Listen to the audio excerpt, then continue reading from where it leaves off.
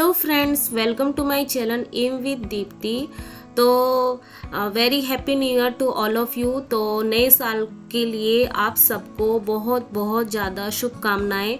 तो मैं कामना करती हूँ कि 2025 हम जो सारे फ्रेंड्स लोग हैं, एस्पिरेंट लोग हैं, जो हार्ड वर्क कर रहे हैं, उनकी सारी मनोकामना पूरी हो और सबका अपना अपना जो है, जो भी चाहते हैं वो विशेष पूरी हो। मैं यही चाहती हूँ, यही विश करती हूँ।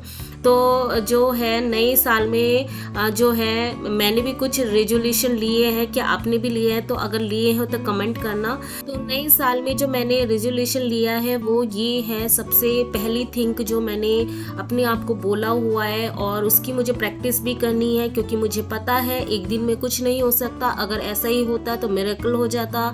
तो हमें ये सोचना पड़ेगा कि नहीं, एक दिन में नहीं होगा, हमें प्रैक्टिस करनी पड़ेगी। तो उसमें सबसे पहले मैंने जो प्रेफरेंस दी है अपनी लाइफ में, जो मैंने डिसाइड किया, क्योंकि मैं पूरे दिन से यही सोच रही थी कि मुझे क्या क्या चीज़ें करनी चाहिए और क्या लाइफ में ऐड करना चाहिए नए साल में। क्योंकि हर एक साल जो है, हर एक दिन जो है हमें कुछ नया सिखाता है। और हर एक साल में अगर स्टार्टिंग में आपने कुछ थॉट अगर सोच लेते हो तो हाँ, कुछ ना कुछ अगर आप निश्चय कर लेते हो ना कि नहीं ये करना है, तो वो होता है। क्योंकि कोई भी चीज़ आप करते हो सबसे पहले आपको सोचना ही पड़ेगा, फिर ही आप उससे एक्शन ले सकते हो। अगर आप सोचोगे ही नहीं तो आप एक्शन कैसे लोगे? तो मैंने जो फर्स्ट प्रेफरेंस दी है अपनी लाइफ में, अपने जो, क्योंकि ये पूरा साल जो है मेरा 2024, आपको पता ही है कि हर एक एस्पिरेंट का अप एंड डाउन हुआ है, फॉर्म से लेके एग्ज़ाम शेड्यूल तक कि एग्ज़ाम कब होगा, हम बहुत ज़्यादा डिप्रेस में थे। तो मैंने जो प्रेफरेंस दी है, क्योंकि मेरी मतलब मेरी फैमिली में भी जो, जैसे मेरे बेटे हैं उसकी तबीयत ठीक नहीं थी, वो बहुत अप एंड डाउन्स आए मेरी लाइफ में, पर्सनल लाइफ में।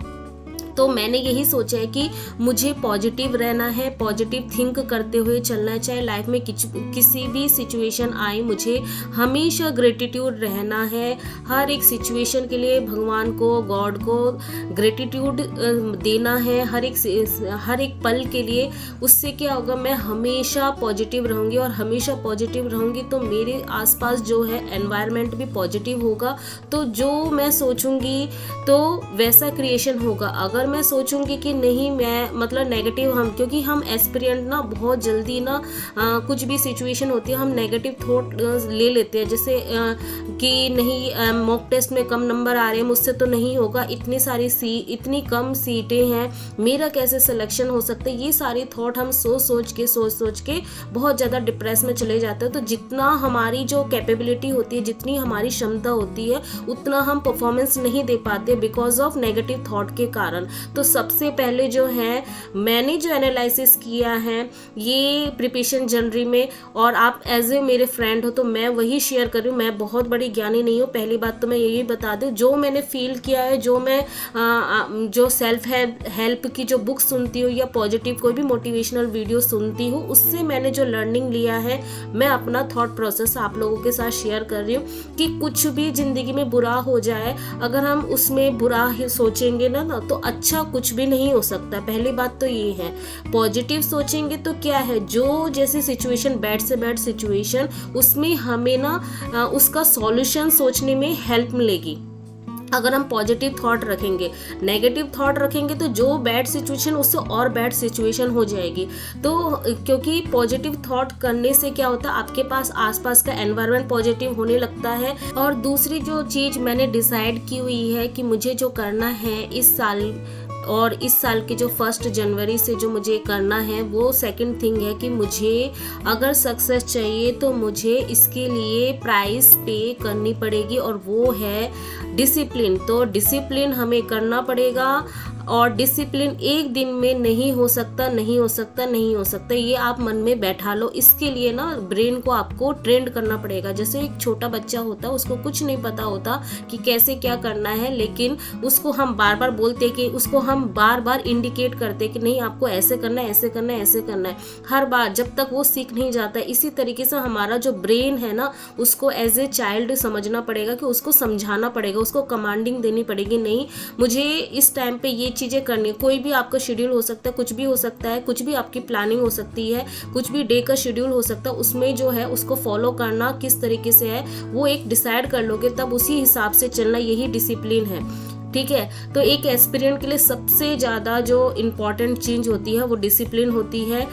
पहला तो मैंने बता दिया पॉजिटिव थिंकिंग, क्योंकि अगर एक एस्पिरेंट नेगेटिव थिंक से भरा हुआ है और हमेशा डर और चिंता में है तो उसका जो है सक्सेस होना बहुत ज़्यादा मुश्किल है। तो ये सारी चीज़ें ना एक दूसरे से बहुत ज़्यादा रिलेटेड है। तो हमेशा ना ये नहीं सोचना है कि नहीं पढ़ना है, लेकिन उसके आसपास, क्योंकि आपको फिजिकल के साथ आपको मेंटल हेल्थ का भी बहुत ज़्यादा ध्यान रखना है। तो ये सारी चीज़ें कॉम्बिनेशन में होती है। तो ये जब हम मेडिटेशन वगैरह करते हैं ना तो इससे हमें जो है हेल्प मिलती है। थर्ड जो मैंने डिसाइड किया हुआ है कि मुझे जो करना है डेली जो है मुझे पॉजिटिव अफर्मेशन करना है, और पॉजिटिव अफर्मेशन जो है मुझे एज ए मेडिटेशन के थ्रू करना है कि मुझे मेडिटेशन 15 मिनट बैठना है और उसमें पॉजिटिव अफर्मेशन बोलना है कि हर एक बात जो जिंदगी में आप जो चीज़ चाहते हो उसी के लिए आपको बोलना है, वो चीज़ आपको मांगनी है, यूनिवर्स से बोलना है।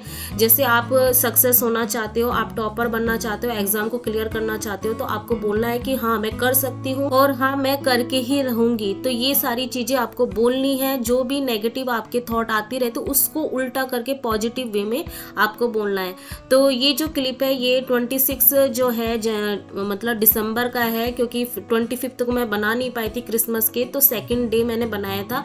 तो मैंने सोचा आपको बताया हुआ था कि मैंने केक बनाया था, तो फिर मैंने सोचा आप लोगों के साथ शेयर कर दूं। तो जस्ट छोटा सा क्लिप इसमें मैंने ऐड कर दिया। इसके अलावा जो फोर्थ जो है मैंने डिसाइड किया हुआ है कि फोर्थ जो मुझे करना है डेली जो है नाइट में मुझे अपना एक मैंने डायरी बनाई हुई है, उसमें मैं डेली का जनरल लिखूंगी। उस जनरल में ये लिखूंगी कि डेली का ग्रेटिट्यूड के 5 लाइंस लिखूंगी, या जो भी मुझे लगता है वो मैं लिखूंगी कि ग्रेटिट्यूड मतलब हर एक चीज के लिए गॉड को धन्यवाद करना है आपको। हर एक दिन में जो भी सिचुएशन आई उसमें आपने कैसे हैंडल किया और उसके लिए आपको फिर थैंकफुल रहना है। जो भी सिचुएशन आई, जो भी पर्सन है, जैसे आपको कोई लगता है कि कोई पर्सन है जिन्होंने कुछ ऐसी सिचुएशन हुई जिसमें आपकी हेल्प की, उसके लिए आपको हेल्प मतलब हमेशा ग्रेटिट्यूड का वो जो है वो थिंकिंग लेके चलना है। और वो सारी चीज़ें जो भी आपके साथ इंसिडेंट हो रहे हैं वो सारी चीज़ें लिखनी है। हमेशा ये सारी चीज़ें करोगे तो आपको जो रात में जो है नाइट में बहुत अच्छी नींद भी आएगी और आप टेंशन फ्री रहोगे। तो ये सारी चीज़ें मैं करने वाली हूँ और ये डिसाइड किया, क्योंकि पूरे दिन मैं सोच रही थी कि मुझे क्या करना है, क्योंकि 31 को मुझे टाइम नहीं मिला था और पूरे दिन जो है मैं बहुत ज़्यादा बिजी हो गई थी, क्योंकि आज 1 जनवरी था। मैं बाहर को जाना भी नहीं चाहती थी, क्योंकि आपको पता ही है कि कंस्ट्रक्शन का मेरा काम चला हुआ है, तो मुझे घर में ही खाना बनाना था। बेटे की फरमाइश थी, बहुत सारी चीज़ें, केक वेक बनाना, ये सारी चीज़ें। तो ये जो है सैटरडे का मैंने मॉर्निंग से जो दिखाया आपको ये पूरा सैटरडे का था। सैटरडे के दिन मैंने रिवीजन किया था, क्योंकि मैं सर का जो आता है शेड्यूल उसके हिसाब से सैटरडे को रिवीजन डे होता है। उसके बाद ये वाला जो डे है ये नेक्स्ट डे है, ये संडे का डे है। और अभी जो मैं कर रही हूँ संडे का टेस्ट दे रही हूँ। तो इस ब्लॉग में जो है मैं आप लोगों के साथ शेयर करूँगी कि मेरे मार्क्स कितने आए। और आप लोगों ने भी शेयर किया हुआ था कि मार्क्स, आप बोल रहे थे कि मार्क्स इतने इंक्रीज नहीं हो रहे हैं तो कैसे क्या करें। तो मेरे मार्क्स भी जो है, मैंने केवीएस के लिए कोई प्रिपरेशन नहीं की थी, जस्ट पहली बार ही मैंने दिया था। मैं भूल भी गई थी कितने क्या मार्क्स के आते हैं। मैंने जस्ट ऐसे रैंडमली दिया था कि मैं एक्चुअली देखना चाहती थी कि जो मैं DT+V के पेपर 1 के लिए प्रिपरेशन कर रही हूँ क्या वो केवीएस में एप्लीकेबल होंगे या नहीं होंगे, इसलिए मैंने कुछ नहीं देखा था। जो DT+V की प्रिपरेशन करी थी उसी नोट्स को ही मैंने रिविजन किया होता। तो उसमें जो मेरे मार्क्स है 103 आए। मुझे नहीं पता कितने अच्छे हैं नहीं है, क्योंकि उसमें PRT लेवल का था और PRT तो हम कैपेबल नहीं है बीएड वाले देने के लिए। तो उसमें सर ने वही टेस्ट दिया हुआ था, PRT के ही दिए हुए थे। और जैसे कि आपको अभी पता भी चल गया होगा कि सर पेड बैच लॉन्च कर चुके हैं। तो अभी ऐसे ही होता है, मैंने पहले भी ऐसे ही बोला था कि मैं किसी की तारीफ नहीं करना चाहती कि कब क्या सिचुएशन हो जाए। हमें अपनी जो मेहनत पे बिलीव करना है और सेल्फ स्टडी पे ध्यान देना है। जहाँ से जो रिसोर्सेज मिल जाए हमेशा ग्रेटिट्यूड रखना है कि हाँ ठीक है, जिन्होंने जितनी भी हेल्प की है उसके लिए बहुत ज़्यादा थैंक यू, और अपनी मेहनत पे आपको बिलीव करना है। तो अभी जो रात के मतलब हो गया था टाइम, तो मैं आपको मतलब उसके इवनिंग में ही मैंने टेस्ट दिया हुआ था। तो मैं अभी आपको टेस्ट के जो नंबर है दो दो दिए थे, क्योंकि आपको पता ही है KVS का तो मतलब 3 आवर्स का था, लेकिन मैंने 1.5 घंटे में मैंने कंप्लीट कर लिया था। तो ये मेरे मार्क्स रहे, और मैं डेट भी दिखा देती है आपको कि दिसंबर संडे था, ठीक है।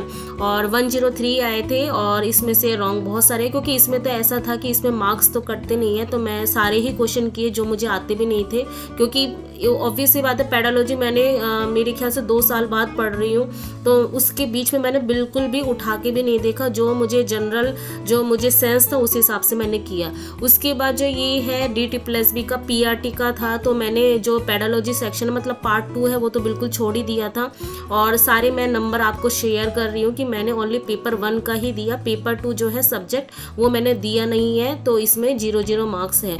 तो इस तरीके से मेरे जो टोटल मार्क्स बने हैं तो 52 है, लेकिन ये है एक्चुअली 100 में से, तो बिना प्रिपरेशन के बीच में बहुत सारे गैप आए, तो इस हिसाब से मेरे ये मार्क्स आए हैं। इम्प्रूव तो करना पड़ेगा क्योंकि बहुत ज़्यादा हार्ड नहीं था।